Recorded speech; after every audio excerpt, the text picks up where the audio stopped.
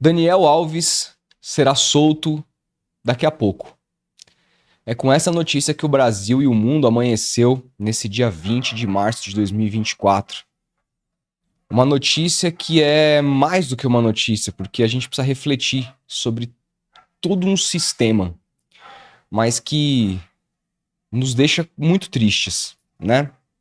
A gente que acompanhou desde o início toda a postura do Departamento de Polícia, do Ministério Público da Espanha, e a gente elogiou bastante todos os protocolos ali que foram mantidos à risca para que o julgamento acontecesse, para que o julgamento fosse respeitado, para que o Daniel não fugisse, para que o Daniel tivesse um julgamento justo, então fosse condenado, porque diante de todas as incongruências, diante de todas as mudanças repetidas de versão, estava mais do que claro para quem quisesse ver, apesar de algumas pessoas abjetas da internet ou amiguinhos, né, dizerem que não acreditavam que o Daniel Alves cometeu. Estava na cara de todo mundo que o crime havia sido cometido.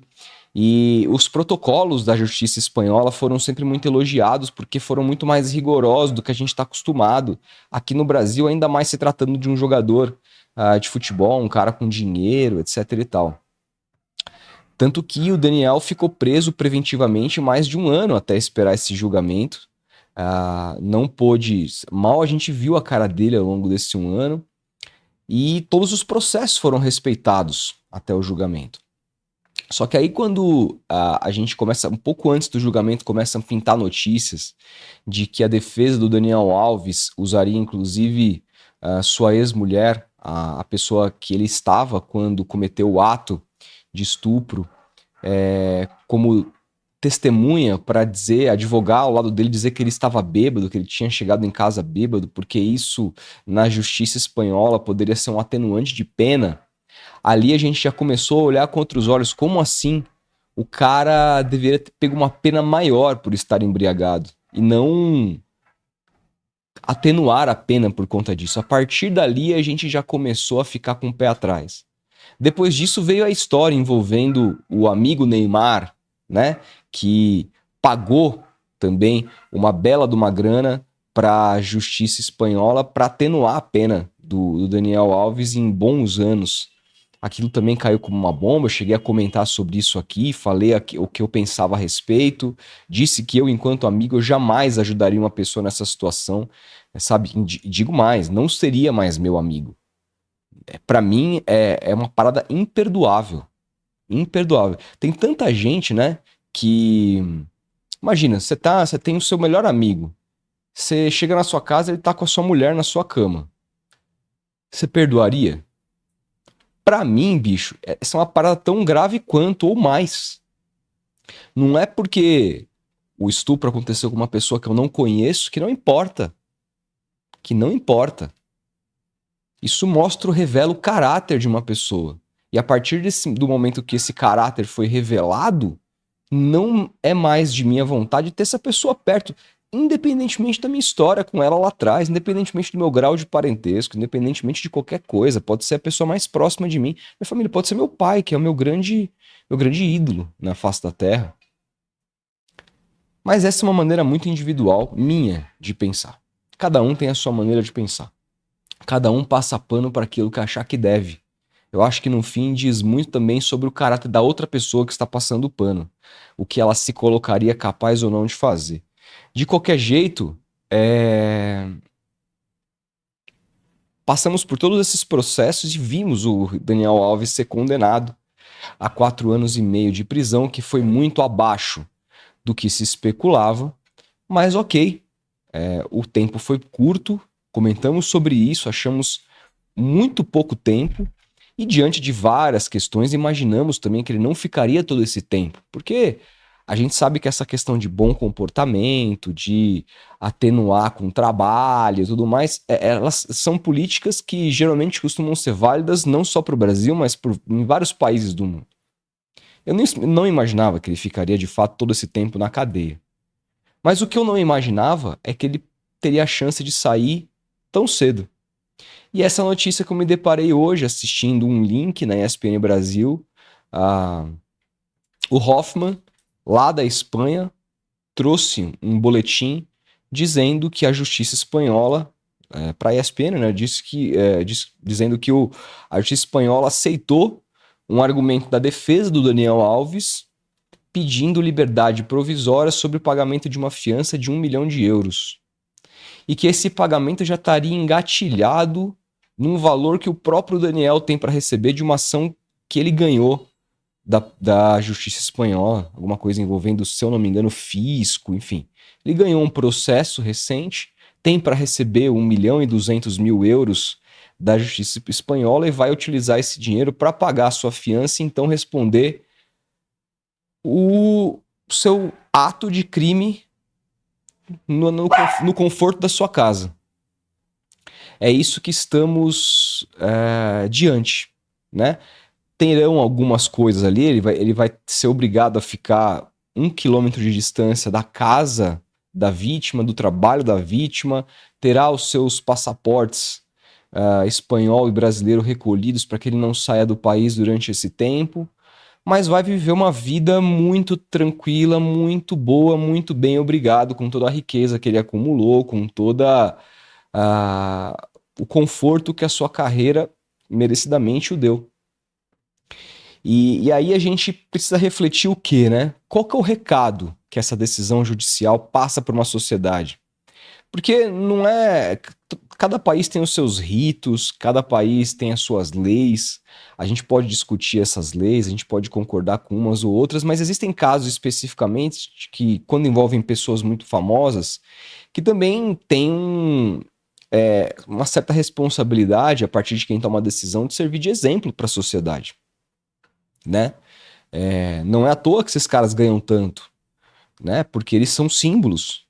E enquanto símbolos, eles têm que passar alguns recados. E aí, quando a justiça toma essa decisão, o recado que é passado, na minha visão, pode estuprar, filho. Faz o que você quiser. Se tu tiver dinheiro, você se livra. Que é a visão mais abjeta capitalista possível que se pode ter. Que é aquela velha visão de quem só fica preso, de fato, geralmente é o pobre. Quem se ferra é o pobre. O cara que tem dinheiro, ele sempre tem um jeitinho para se livrar da pena. O cara que tem dinheiro sempre tem um jeitinho para simplesmente cometer crimes e não pagar por isso, não ter que pagar por isso, ou pagar muito parcialmente por tudo isso. Quem ganhou com isso? Não foi a vítima, que em momento nenhum pediu dinheiro, momento nenhum quis negociação, disse que não precisava. Quem ganha com isso é a justiça espanhola, é o Estado espanhol que vai levar uma grana para casa em troco da liberdade de um ex-jogador de futebol, e dane-se o recado que é passado para a sociedade.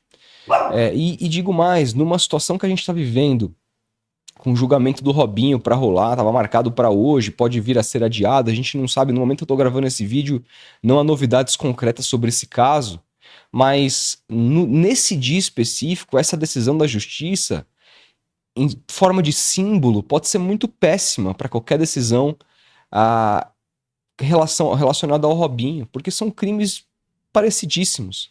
O crime do Robinho, na minha visão, é mais grave porque foi cometido de maneira coletiva por 6 caras. 6 caras, e a mulher estava completamente embriagada, né? Mas no fim é um crime de estupro igual. E nisso tudo, nesse contexto todo, o recado que a justiça espanhola passa para o mundo, para mim, é péssimo para o que vai ser decidido com relação ao Robinho. Então é uma derrota da sociedade, é uma derrota das mulheres, é uma derrota do movimento feminista, é uma derrota de todo mundo que luta cada dia mais para que esse tipo de crime seja cada vez mais valorizado pelo sistema judiciário e todas as suas penas sejam respectivamente cumpridas. É uma notícia muito triste. E aí eu te pergunto, daqui a pouco o Daniel volta ao Brasil, volta a trabalhar, fazendo alguma coisa, quem quer que seja. Como a gente vai olhar para ele? Porque eu tenho um olhar muito de, independentemente do crime que a pessoa cometeu, de ressocialização. Olha, essa pessoa cumpriu o seu papel com a justiça, então ela tem o direito de fazer o que quiser fazer. Só que o Daniel Alves terá cumprido seu papel com a justiça? Legalmente sim, e moralmente, né? Imoralmente. É a mesma questão do Cuca. O Cuca, que teve um discurso muito bonito há 2 semanas atrás, nunca cumpriu seu papel nem judicialmente nem moralmente com a justiça. Prometeu que vai ajudar, vai cumprir. A gente espera que sim, que entendeu de fato o que aconteceu. Demorou, né?